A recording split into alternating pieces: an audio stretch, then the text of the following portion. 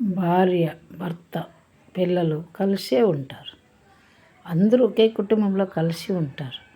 కానీ బ్యాంక్ అకౌంట్లు డివైడింగ్, పాస్వర్డ్లు ఫోన్లు ఉంటాయి. పాస్వర్డ్లు డివైడింగ్, తల్లిదండ్రులకు పాస్వర్డ్లు తెలీదు, తల్లిదండ్రుల పాస్వర్డ్ పిల్లలకు తెలీదు. కానీ పిల్లల్లో సంపాదన వచ్చేటప్పటికి వాళ్ళ బ్యాంక్ అకౌంట్ కూడా తెలియదు, బ్యాంకులో ఎంత బ్యాలెన్స్ ఉంటుందో తెలియదు. కానీ అందరూ కలిసి ఉంటారు. భార్యకు ఒక పాస్వర్డ్, భర్తకు ఒక పాస్వర్డ్, భార్య చేతిలో ఒక ఫోను, భర్త చేతిలో ఒక ఫోన్. బ్యాంక్ అకౌంట్, భర్తకు ఒక అకౌంటు, భార్యకు ఒక అకౌంట్.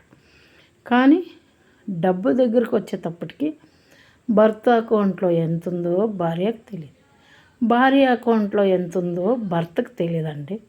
ఇలాగ కుటుంబాల్లో చాలామంది డబ్బు విషయంలో వాళ్ళంతా కూడా భేదాభిప్రాయాలు.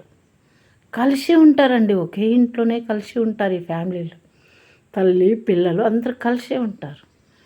అమౌంట్ దగ్గర మాత్రము, డబ్బు దగ్గర మాత్రము డివైడింగ్ పాలసీ అంటే రహస్యము.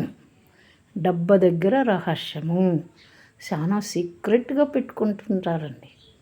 ఇదేంటో అప్పుడైతే ఎవరికి వాళ్ళు ఎంత డబ్బు ఉందో ఇంట్లో బీరువాల్లోనో ట్రంకుల్లోనో అప్పుడు పూర్వం పెట్టుకునేవాళ్ళు.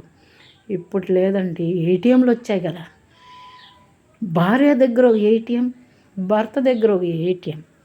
ఈయన ఎంత డ్రా చేస్తాడో భర్తకు తెలియదు, భర్త ఎంత డ్రా చేస్తాడో భార్యకు తెలియదు. ఇలాగా మళ్ళా సమాజం సొసైటీకి భార్య భర్తలమండి, మా పిల్లలమండి, మేము తల్లిదండ్రులమండి